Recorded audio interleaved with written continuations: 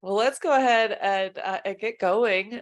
Thank you all for joining in and for sharing. That's always fun to see. That's one of the perks of doing these virtual webinars is kind of, having that global community around product management. And yeah, it's fun to see. So thank you guys for sharing and welcome. We appreciate you guys taking an hour of your day. This is a really great webinar. I'm thrilled to be able to moderate and share with you guys some of these stories, some of these experts on unleashing outcomes. This is something that you've probably heard of, feature factory. We're living it. We're so used to cranking out features in product management, but does it move the needle? And so that's really outcome product management is where we want to move to. You'll see our friend Freddie Mercury here a few times. I'm sorry, it's just going to be stuck in your head. That's going to be part of part of today. Is you'll have some Queen in your head, which isn't the worst thing. So yeah, so let's go ahead and get some introductions going. So we've got a couple folks I'll let introduce themselves. Joe, you want to say hey? Hey everyone, my name is Joe Ghali. I live in Milwaukee, Wisconsin. I've been in the product management space for about 20 years. I'm a principal consultant and trainer at the 280 Group. Awesome, thank you. And Elad? Hi, everybody. I'm Elad Simon. I'm the co-founder and CEO of Craft.io. I'm based out of Tel Aviv in Israel. Been in product management for about, 15, 20 years or so. And as I said, leading Craft.io, which is a product management platform. Perfect, thank you. And I'm Kate Fuchs. I'm a product manager at 280 Group as well. I've been in the product management space for about 7 years now.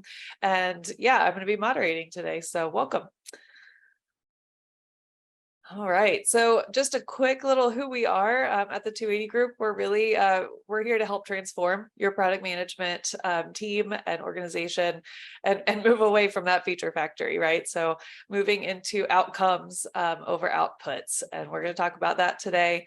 It's something that we hear a lot from our clients is we really want to make sure what we're working on the day to day is actually moving our business outcomes forward.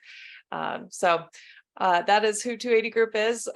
Joe is one of our principal consultants and trainers, as he mentioned, and we've got a great team to help transform your groups. So we'll go ahead and move to the next slide. And I'm going to let Elad talk a little bit about Craft.io. Thanks for that, Kate. Craft.io is a product management platform, as I mentioned earlier, and we help you also transform your team when it comes to product management.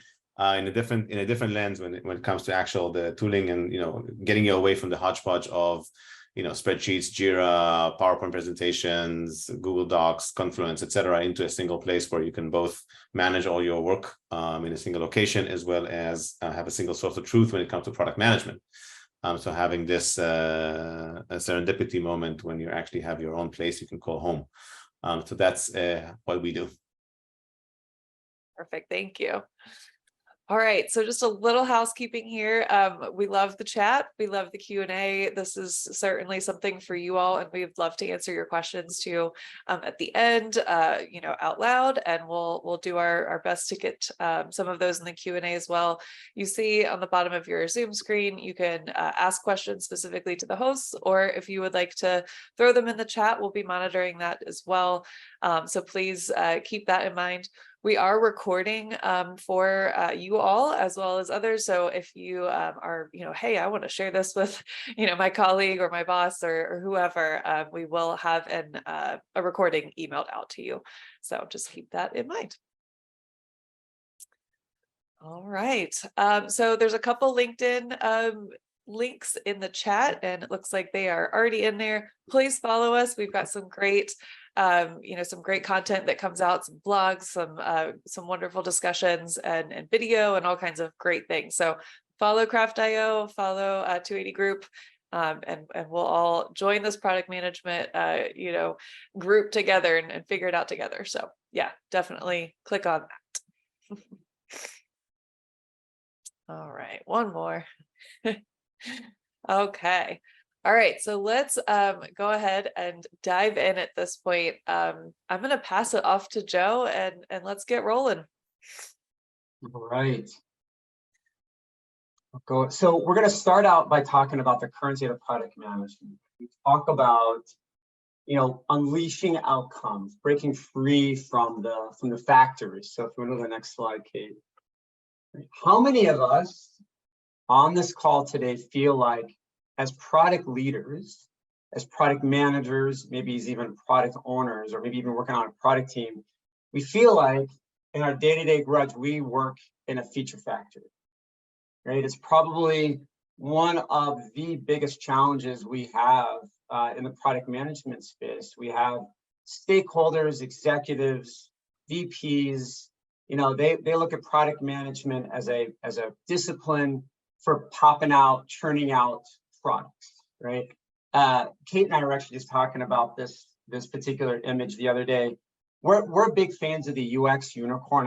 I know a few companies I've worked with in the past that could use a few of those unicorns. But right, how many of us feel like in our world today, our success isn't measured on outcomes, but our success is more measured in how many user stories did we pop out? How many features did we release, right? And I think, what we try to do at 280 and what we try to do as coaches is we're trying to help companies get out of this rut, right? We're trying to get out of this mentality that the more, the better, right? And that more meaning the more features, the more user stories that we push out. So we go to the next slide, Kate, right? And, the reality is we are managed by outputs. I think just the other day I was talking to someone and I was asking them, I'm like, hey, how was the last quarter? And this particular product leader is like, well, I'm really excited because we released it on time. And I was surprised because I said, okay, great. You launched on time, but what's the impact? Well, we had a bunch of bugs. We had some frustrated customers. And so I kept on peeling back the onion, and I'm like, well, what was the desired outcome that you were looking to achieve? I believe in their particular case, it was an internal IT product, and they were trying to identify opportunities to streamline processes and gain some efficiencies in the way that they execute some of their internal processes. And so that's the challenge we have, right? We look at roadmaps, and roadmaps for a lot of us are Gantt charts, where we have a list of features and we have a specific target timeline that we're trying to achieve. And what we're trying to do is we're trying to help organizations get out of that rut, right? We talk about measuring success. We joke a lot that as product consultant and trainers, it's more like product therapy, right? There are these bad behaviors that we're trying to undo. And ultimately what we're trying to find is help understand, like, how do we get out of this rut of, success being measured by on time, on budget, did we get it out to a certain number of teams, versus really understanding the nuances of product and business outcomes. And we're going to talk about what some of those are. So I think, Kate, we want to go to our first polling question, right? So yes. I'm curious. Yeah, we're curious. How many of you on the call today? I know we're going to pop up a poll. How many of you today feel like your measure of success is based on the number of features or user stories you deliver?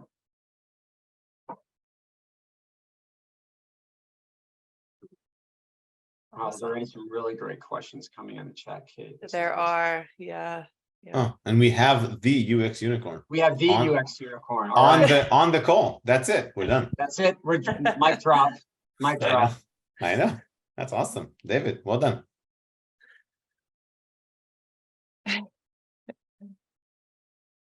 Awesome. It's starting to slow down. I'm going to count down to finish voting. Great question in the chat about the roadmaps. We're going to talk to that in a little bit as well. So great question. All right. I'm going to close the poll and share it. 3, 2, 1. All right. Let me share it out. All right. So it looks like we certainly have some folks that what they're hearing is resonating with them. We've got some yes and some sometimes, a couple never, and I'm impressed with that. I love that. I want to hear your stories. I want to hear how it's working. So Joe or Elad, any reactions to the poll? Elad, I'll let you. Yeah, so I think, I mean, not hugely surprising. You have 88% of people saying, that's something we've encountered. I guess I'm delighted to hear that people, at least a big chunk says sometimes, Yep. And rather than all the time. And I think so. For me, that's an encouraging point. But it is part of this. It is part of the drill on delivery focus and this feature factory. And so I would say kind of aligned with where we are. I would say, by the way, from my perspective, and we just have to keep that in mind as well, delivery is still a part of the product manager's job. So it's not terrible. And we'll talk a little bit about the difference between are you measured on what Joe was mentioning, on time, on budget kind of thing, which is it's a mindset that goes in the wrong direction kind of thing, versus if you're an awesome discovery and strategic product manager, but nothing gets actually into production, that's also fun. So there's a nice balancing act on those things as well. But yeah, so no surprises, I would say. Absolutely. What do you think, Joe? So my eyes are going to Nava's question. It's a really good question. So for everyone who isn't on the chat, the question from Nava says, what's a good way to frame an interview question to find out if a company is a feature factory without asking if they're outcome driven? So Eli, let me take a stab at that one. I want to see what your response is. So Nava, whenever I start an engagement where I work with a new client, I start out with, hey, tell me about your last release. What was that like? Right? Tell me about the last year. So what I'm going to look for in that response is, do they spend most of the time telling me, kind of giving me a laundry list about what was released? Or do they answer that question in a way where they tell me about the outcomes? Hey, we were able to improve our customer satisfaction score from 93 to 97%. Or, hey, we were able to identify opportunities where we can streamline some internal processes that saved us, 12 hours a day, that allowed us to really leverage our internal resources. Or, we were able to increase gross margin by X%. So, are they talking about the outcome, right? Or do they spend most of the time trying to impress you with the number of features that they released? Elad, how about you? Would you do? Yeah, I think, from my perspective, I'm just gonna bluntly, as my personality always goes, just ask very simply, without asking, are you outcome driven? Because that's not ask, okay, so what are my success metrics? I'm joining a team, I'm a product manager. Tell me, how do you you're my manager, or assuming somebody is interviewing you in a kind of a managerial construct of sorts. They say, okay, so how do you measure my success? What's the criteria for me to say at the end of the year, I did extremely well, so-so, or terrible? So let me know. And if somebody says you've hit your OKRs, you're in a good place. That's great. Somebody says hey, as long as you're hitting your outcomes, I'm happy. Well, great. If somebody says you've delivered everything that you've promised on your roadmap, then you're probably in the feature factory. And so I think that's kind of how I would tackle it. So if that, hope that's helpful. Yeah, perfect. Yeah, and I see a lot of a lot of the folks sort of in that tech debt world of feeling like they're trying to tread water and stay afloat, and so it's hard to kind of deliver on what the sales team's asking or what they see their customers are wanting beyond sort of basic functionality. And I think we've certainly seen that a lot. So yeah, and I think, by the way, I was trying to kind of hint to that earlier. Yep. You cannot avoid the fact that a lot of the excitement comes when actually things ship. it's Right. that's unavoidable. It's, by the way, I do think in many cases, and keep me honest on this if you feel differently, I think in many cases also product managers are very excited to ship things. They love it. They like, you've worked hard, you've fought with the dev team, got everything ongoing, and then eventually code is shipped, it's in production, and you see it and people are using it. It's a proud moment for every product. I mean, every product manager I've met, it's a great moment for them. So Right. and of course, you mentioned, sales, right? So if sales, they want a feature because they need it for their job, right? So they're not doing it because they're, evil. They're doing it because they're doing it because they're like, okay, I have to have this feature so I can demo it to my next prospect or my existing prospects so I can sell. So everybody's doing this, I think, from good reasons. I don't think I think and that's kind of what we're saying, if the whole conversation in the company revolves around that, like, okay, here's a list of features I'm planning to do, and here's a list of features, and there's nothing in the conversation that talks about, the strategy, the discovery, all those areas, then the company is a feature factory. I think, so that's kind of like the balancing act we need to find, I think, in all of the companies, like in your company and for the people on the call. That's the key thing to find, that balance between, don't avoid completely, of course, the delivery side of things, but rather balance it with a more like strategic, and we'll get there in a minute.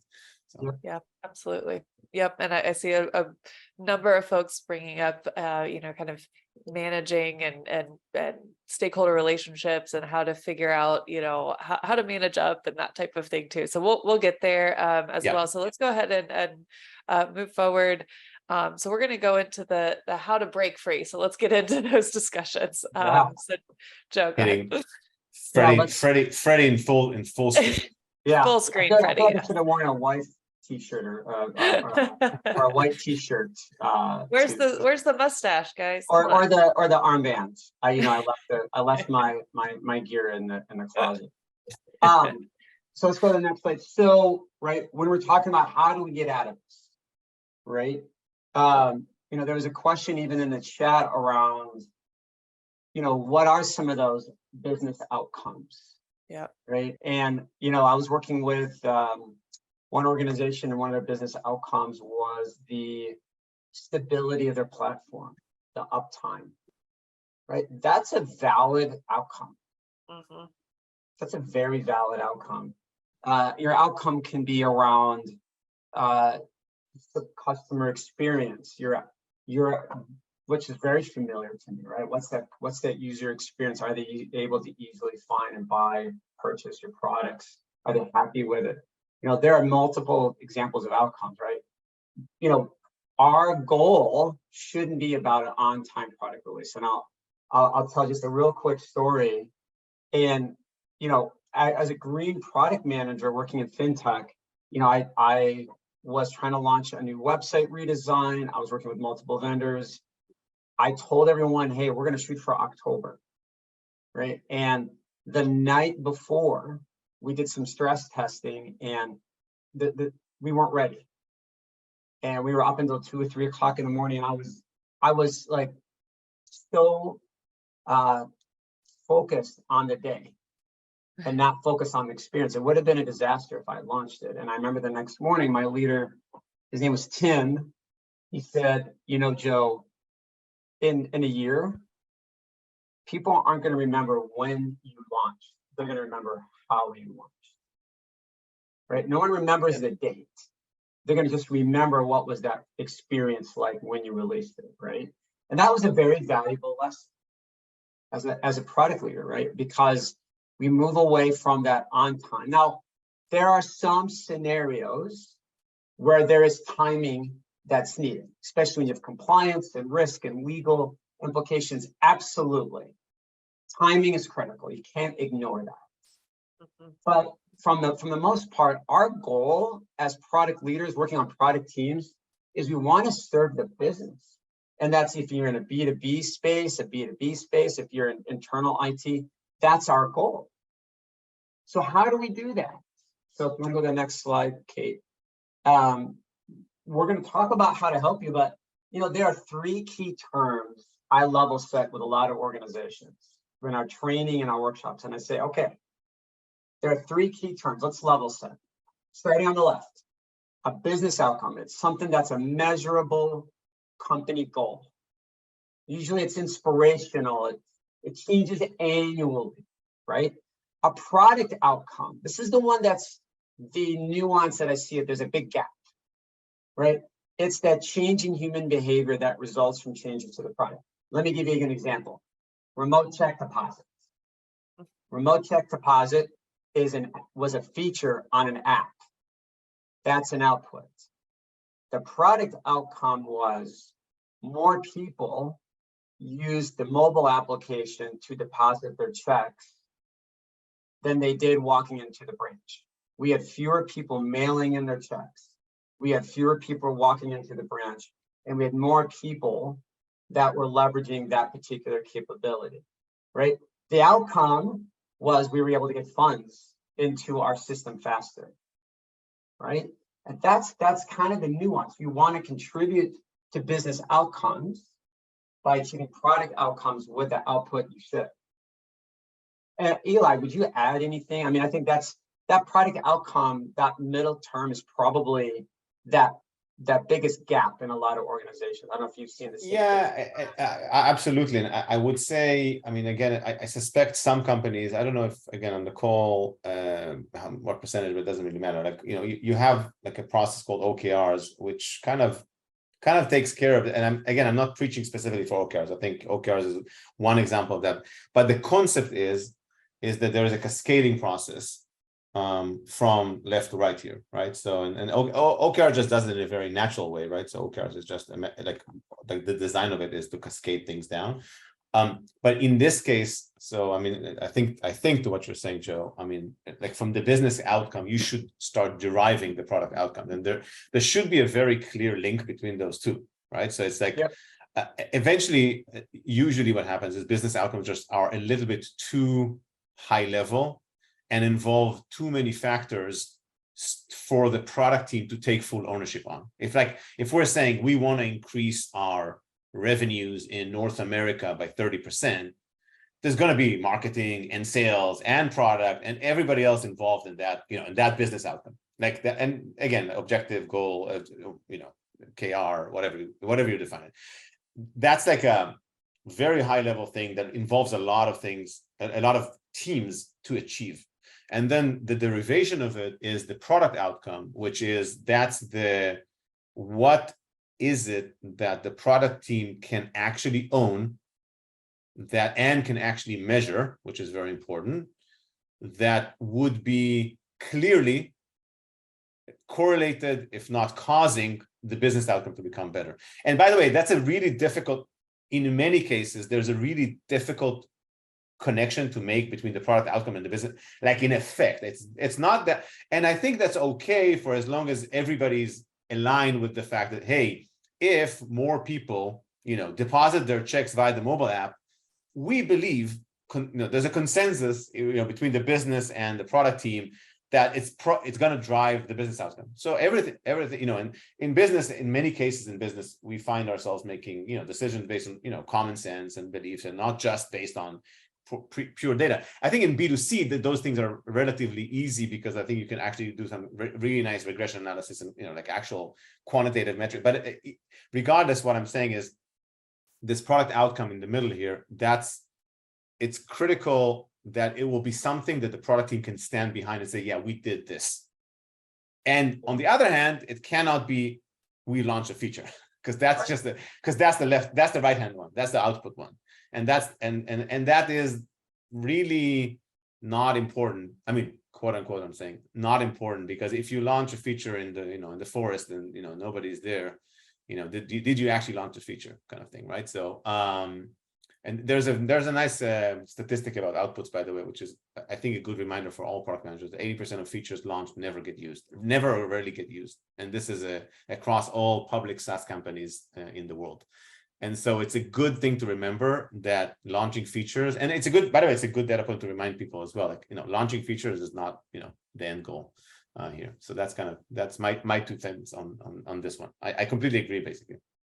And before we go to the next slide, there's a really good question from an anonymous attendee. So the way I look at it is those product outcomes should be tied to customer problems or user problems, right? So how we achieve the vision or the business outcome, I should say, is by identifying what are the biggest problems to be solved, right? If we solve these problems, these issues, improve this process, right? If we exceed an expectation, if we are able to address a gap, that will drive and allow us to get to that business outcomes.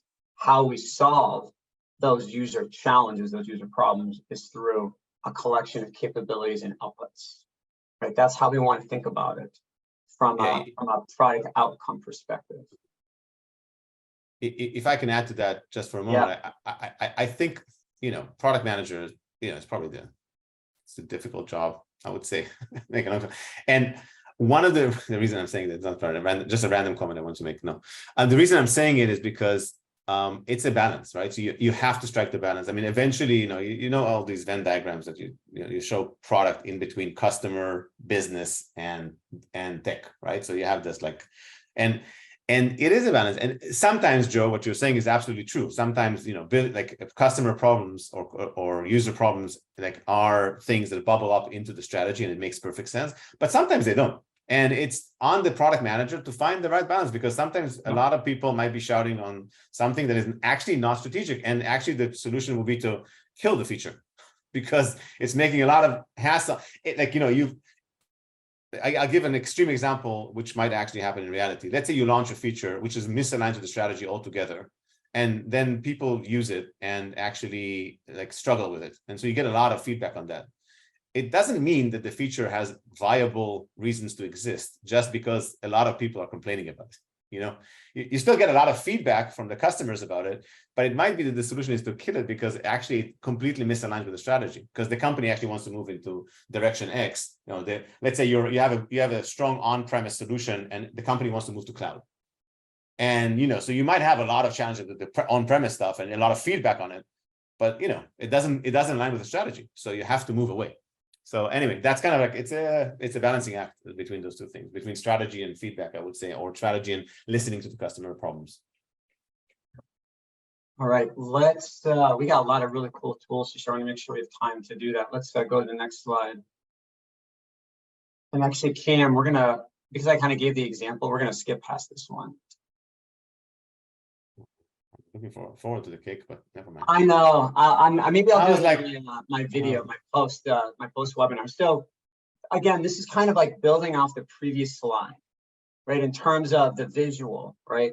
The capabilities that we deliver enable product outcomes, and it's those delivery of product outcomes that enable us to achieve the business outcomes. And in our course, we talk about the nuance of product KPIs. Are our users finding value versus are we seeing a change in human behavior, right? The collection of features or capabilities we've delivered, what's the change? Have we seen them go towards the app? Have we seen them go towards the website? Have we seen them adopt this new process? What's the impact of them adopting that new way of working? We'll go to the next slide. So again, examples, and I bet a lot of us probably have lived in this space already. So what not to do, we're output focused, and I've seen this, and I'll tell you guys, it's not a magic wand. It's going to change overnight. There's a whole change management whole change management perspective. We have to be able to clearly explain why being 100% output driven is not optimal, right? When we're talking to stakeholders, we have to explain to them the dangers in just looking at quantity, right? And so a lot of us fall in that trap, right? The objective is that, new app UI, and some of the success metrics may be, we're adding this feature or we're launching by this date, or, vanity metric, like a number of downloads by Q1. That's not necessarily when we're thinking about the product outcomes we're looking to achieve. It's more what we see on the right, where our objective can be around recurring revenue, or, in some cases it can be reduction in customer acquisition costs. Those are valid objectives, and how we get there is, we're in our example that Kate's going to show, it's through it's a new airport product that we're developing. We're looking at, we're developing this new check-in process. Okay, what's the impact of that new check-in process at the airport, right? We're going to get passengers in faster. We're going to reduce the amount of time they spend waiting in line to check in for their flight. We're going to streamline the way that we do screening, right? Each of those success metrics are tied to a very specific problem that we've identified. Like, I think what I probably would want to add a layer on here is there's got to be a who, right? Somebody's got a challenge. Somebody's got a pain point. What is it that we're going to deliver that will address it for my segment, for my particular persona? All right. So I think we have our next polling question. Yeah. All right. Let's go ahead and open up poll number 2. So when a feature is created, we see a lot of chatter in the chat. Is it tied to a product outcome? And I would say I saw a comment in the chat too. Outcome is sort of that impact, right? That's kind of where we're trying to shift our mindset, is that outcome is the impact we're looking for. Your objective, your behavior, what Joe just kind of mentioned. So yeah, when your feature is created, is there an impact? Yes, no, sometimes. We got sometimes. All right, let's see. I'm looking at the chat too while you guys are answering. Oh, good question. We'll talk about some tracking, some measurements. Yes, yeah, lack of resources for sure. We know we're asking, product managers are asked to do more with less, especially nowadays. So that's certainly good call out. All right. I'm going to count down 3, 2, 1. All right, let me go ahead and share the results here. So it looks like most of us are sometimes. So is that surprising? Is that about what you guys expected? Joe, I'll let you react first. A quarter is actually pretty good. 23%. Yeah. That's actually pretty good. That's better than what I've seen. So, but I'm also a half glass full kind of person. So or a 23% glass full. Yeah, that's right. 23. Yeah, that's right. Sometimes I think that's fair. I think sometimes it's fair. Okay. Right, Elad, how about you? I don't think sometimes it's fair. I think if something doesn't connect to a product outcome, and ideally even to a business outcome, it should never see the light of day. It's like as simple as that. It could be that it's like an outcome that might not be as, magnanimous as the other outcomes, but we don't, my suggestion to you is that don't do anything that doesn't come up with an outcome. Nothing. It's just pointless. Unless it's a hobby, unless you're building out a hobby of like releasing features into the, and again, it doesn't mean that all product outcomes should be, super strategic and super, like the most dramatic ones that will make the whole company, shift. But if it doesn't have an expected outcome, it's not worth doing it. Like, it's as simple as that. Even technical debt is an outcome. It's an outcome. Like if you're fixing something because it's going to screw you over in 6 months' time and the platform will like grind to a halt, that's an outcome. That's an important outcome. It's like keeping the lights on could be an important outcome. That's absolutely fine. So it doesn't matter for me. Of course it matters, but regardless of how important or how strategic does the outcome sound like, if there's no outcome, just don't do it. Just challenge your manager and challenge the people who tell you this is important. Why? And if they can't answer why, the why answer is the outcome. I mean, that's it. And if they can't answer why, then there's no reason. I mean, if somebody said like, we're building it because I want to, then you can put a product outcome called, like CEO desires. And, I don't know, probably not a good advice, right? Is it? I guess that's not a good advice to put. But anyway, but you see what I'm saying? Push your stakeholders to come up. If you can't come up with something, they should come up with something. Say, hey, why are we doing this? Yep. Yeah, and the tech debt system stability is a very valid business outcome, guys.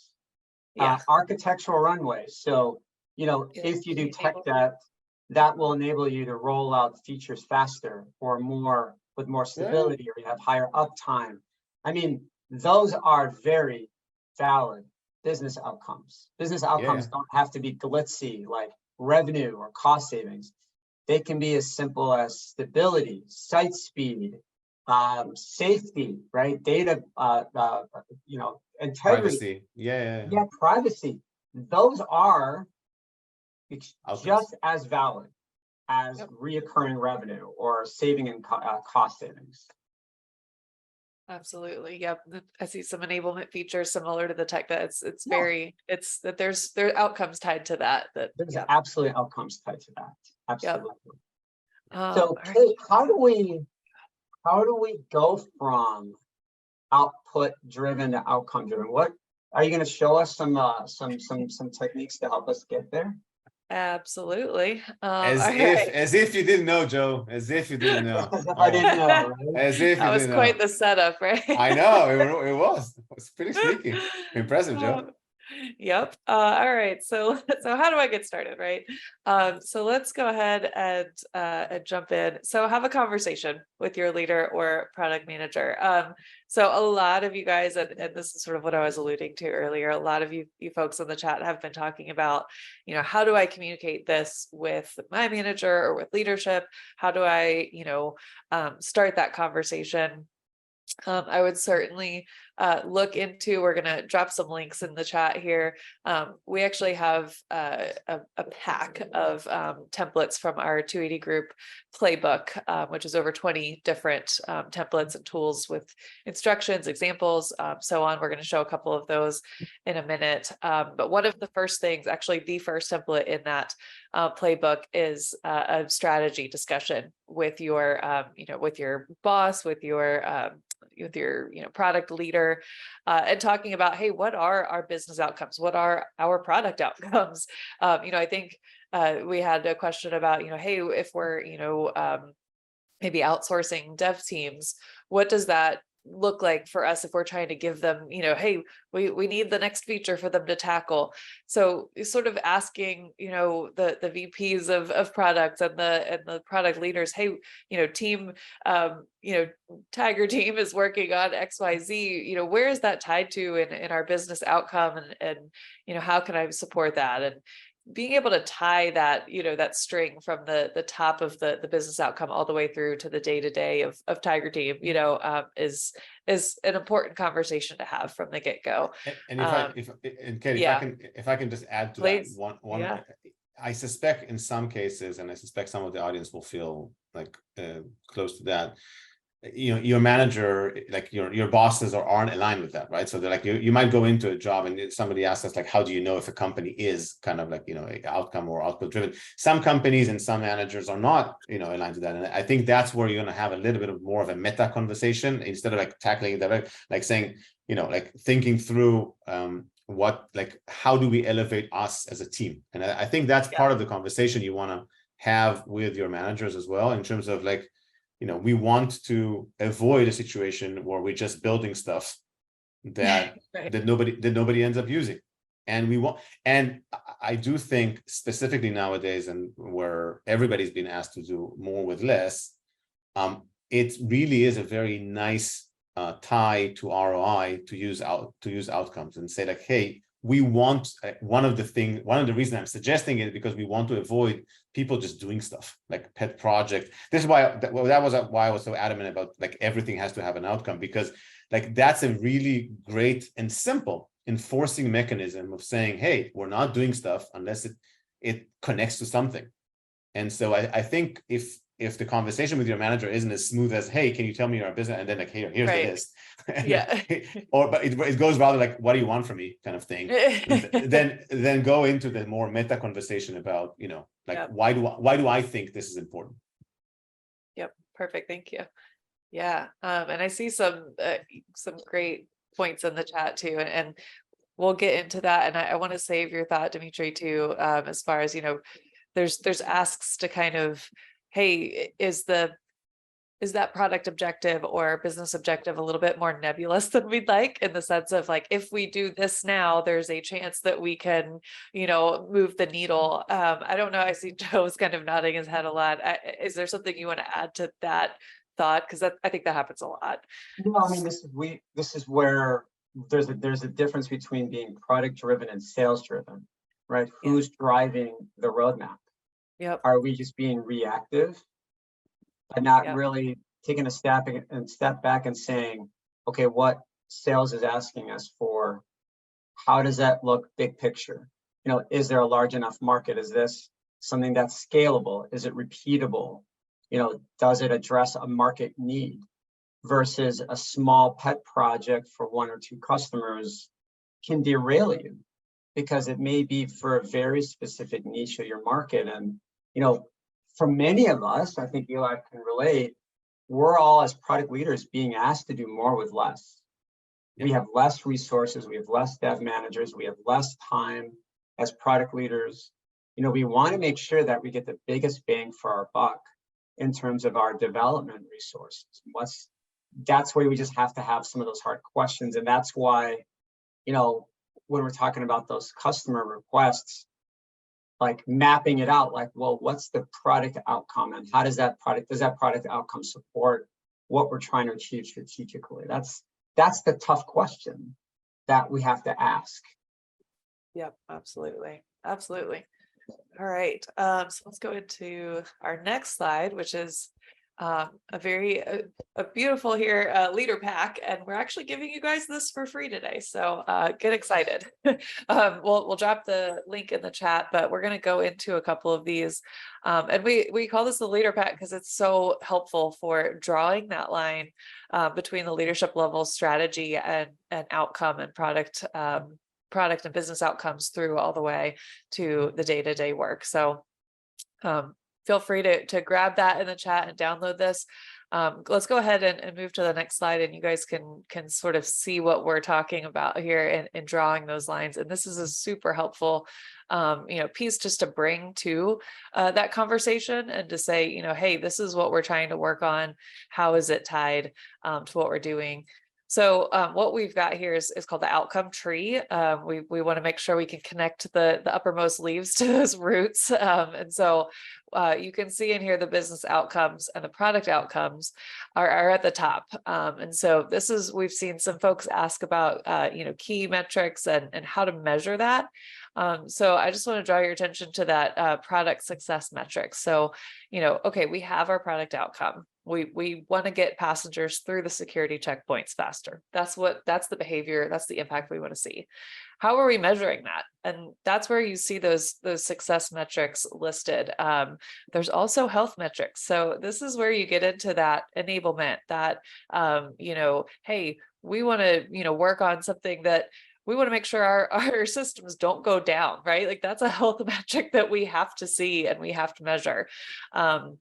So it's important to have those involved in your actual business and product outcomes as well, so they don't get lost, because you don't have a product if it's going down.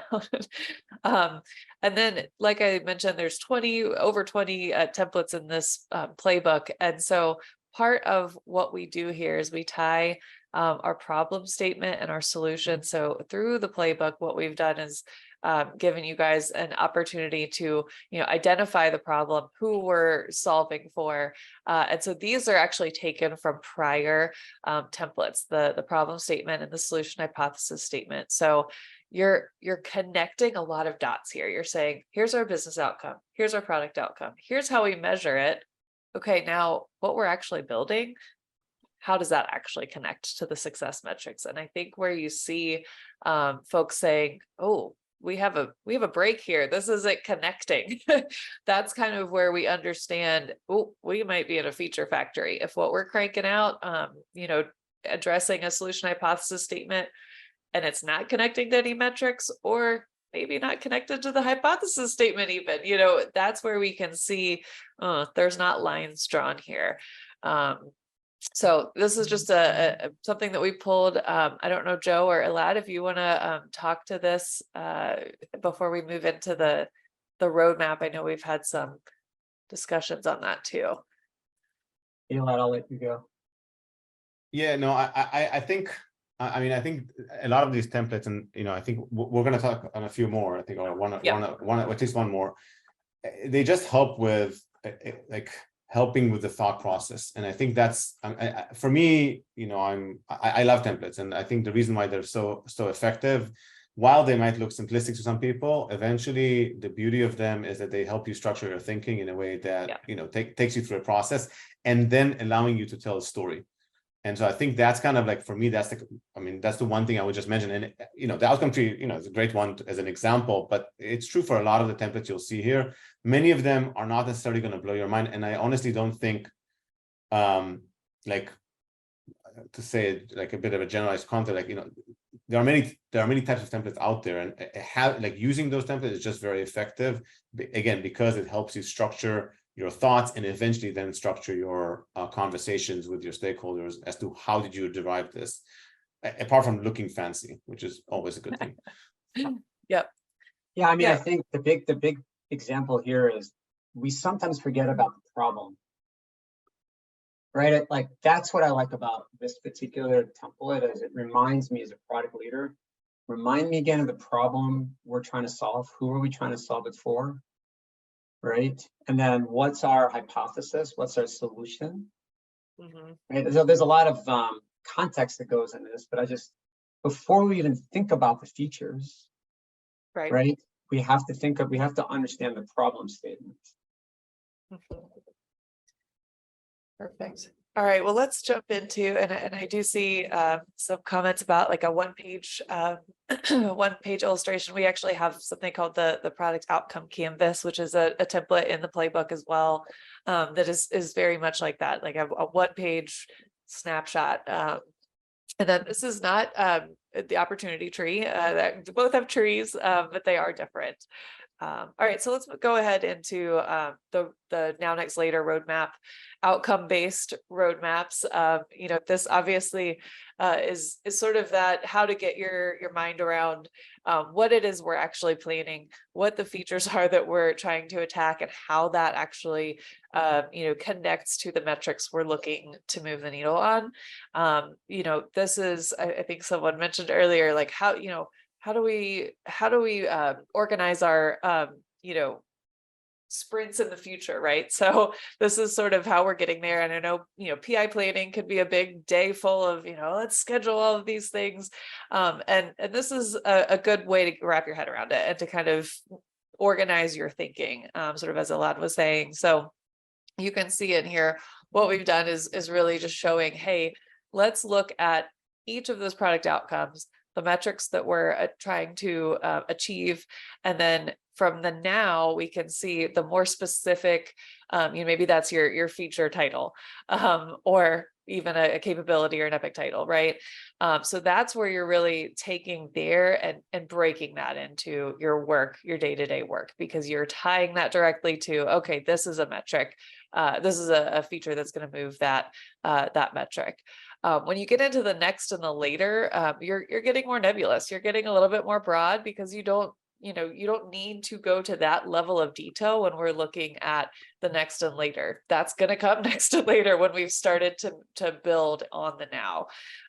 So that's just we would recommend you do this for every one of the product outcomes, and then you kind of bring those together in reconcile and say, oh, this feature actually touches on multiple metrics that we're trying to attempt to move on. So let's prioritize that here. And so this is sort of the first stage of getting into your order, your, sequencing, dependencies, prioritization, all of that. This is sort of that first, let's get it all down on paper and make sure what we're doing is tied to our outcomes. So, and I do want, Elad, this is actually something really cool for Craft.io. They can share, we have a very similar vision here. And so you can kind of see on Craft.io what it looks like in practice. So Elad, do you want to? Yeah, if I can share my screen just for a minute there. Yeah. So let me just share my host disable participant screen sharing. Oh, here, let me. Thank you. Oh, there you go. Thank you. Appreciate it.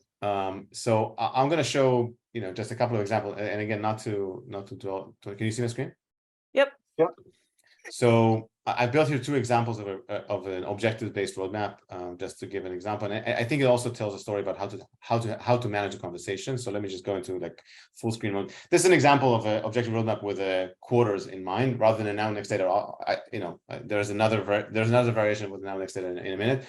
But the idea is, and that's how I would present, like if I was doing this presentation to like the stakeholders you're presenting to, I would start with the objectives. And so these are the lanes that you can see here. And then you basically reveal each of those objectives, and then you start. And just by doing that, you're immediately fine-tuning the conversation into like, okay, we're starting with a strategy because that's what matters. That's what we're trying to achieve here. And then we're saying, okay, and here are the features that we're going to build to achieve those and like that fine-tuning of conversation is super important when it comes to and again, this is of course afterwards connect to Jira and like it actually helps you with delivery, but like having those templates in place and having the ability to have that conversation in a more in a like elevating it to a more strategic level is what and then afterwards of course eventually the conversation ends up being. And right. and to my previous point, you see there is a bucket here called other. And in my land, if there's a lot of stuff in other, all of this should be either moved to a different lane or die, for lack of a better word, because it doesn't make sense. I mean, again, if you're not, you should find more objectives that matter, of course, or you should just like avoid doing it because the work doesn't matter. And again, this allows you, even before you present this, allows you to think, hey, am I doing things that actually matter? Rather than am I being strategic? Like, if you don't have it connected to any objective, then you're stuck in a place where you're just building stuff. So yep, that's just my 2 cents about so our variation of roadmap showing objectives. Yes, and the objectives there would be your outcomes. Exactly. Yes. Yeah. Sorry, I'm using interchangeably objection and outcomes. Sorry. Yep. You're good. Sorry. You're good. Yeah. Perfect. Okay. I know we're a little short on time, so let's go ahead and jump one more slide here. And I won't go into this much. It's just a way that you can tie again those objectives into measuring. I know it's easy to say we launched and wipe your hands of it. We have to make sure that we are measuring on the metrics that we set out to do. All right, so let's go ahead and jump ahead one more. And give you guys those special offers, and then we'll maybe answer a question or two. So yeah, special offer. Yay. We do have that free leader pack. I know we put the link in the chat. Maybe we can drop that one more time. Because I know there's been a lot of talk in there, which is awesome. We love that. All right. And then go ahead and share. We have a 20% off all Craft.io plans, which is pretty sweet. So definitely check that out and get your hands on that. It is a wonderful platform. So yes. Then let's go ahead. I think we've got a couple more. Oh, we have a couple more trainings, and look who is training August 22nd to 24th, your very own Joe. So yes, we've got a couple digital product management and optimal product management courses coming up. Sign up for those. I mean, wonderful trainings with some experts. So check those out. Oh, you've got one right there. Zachary Blum is coming in Wisconsin. There you go. Booked. There you go. Booked. There you go. Hey, hey guys, in person is amazing. 3 days, It's So- immersive, great way to network with a lot of different product leaders. We still have a few more spots left, so please come join us. You're going to Yeah. have so much fun. This is going to be great. I'm so excited to see all you guys. Absolutely. All right. And I think that is it for the day. Is there any, I think we were answering questions as we were going. I'm trying to see if there's any last. Yeah, I see one in here. So there's a question from Anchor. It's like, how do I influence strong-headed stakeholders in a legacy company? That's a great one to, yeah. Yeah. So, you know, Anchor, what you have to almost do is you want to try to exercise some empathy with your stakeholders, right? You got to understand where they're coming from. Like we talk about, you know, who are our personas, what are their goals, motivations, and needs. You almost want to do the same thing with your stakeholders so you can kind of understand where they're coming from. And then what I have found is transparency, right? Bring them along in your product management journey. Help them understand who are your different segments. What, you know, if you do customer visits or you're getting feedback, are you sharing that, right? And then what's the result of those discussions? And that's how you begin to change the conversation. I think too many times as product leaders, we hold some of that information too close to the vest, when in reality, we should try to be as transparent as we can in terms of what we're learning and bringing those stakeholders along the journey. Absolutely. If I can add just like, well, Please. one thought, and completely echoing your point, Joe, you have to remember that the stakeholder is going through a process that you've been going through probably for about a quarter or a month or 2 months in like a 30 minutes meeting. And so, you know, it's very difficult to do that. And sometimes I think my advice, and again, echoing Joe's point, when you want to be empathetic with your stakeholders, actually take them through the process during the process. Like find the touch points, you know, of course, not telling them everything you've been doing because that's too much information potentially, but try to find touch points where you actually update on where, you know, how you're progressing, etc., so that you don't end up like saying, hey, here's what we came up with, and then everybody, okay, but you know, I don't know anything you've done, and why did you reach that conclusion, kind of thing. So that's another, just a quick tip on that, if that's helpful. Perfect. Yes. And I see lots of lots of folks in the chat. Thank you so much. It seems like we struck a nerve maybe on this topic for sure. And yeah, we will definitely send out the links that we put in the chat. It looks like if you're on LinkedIn Live, maybe you weren't able to see the Zoom chat. So we'll make sure that the links to our leader pack to download gets sent out, as well as the recording. But we so appreciate you here from all over the world. And thank you so much. Have a wonderful, wonderful rest of your day and rest of your week. Thank you. Bye, everyone. Thank Be you. safe. Bye, everyone. Be cool. Bye-bye.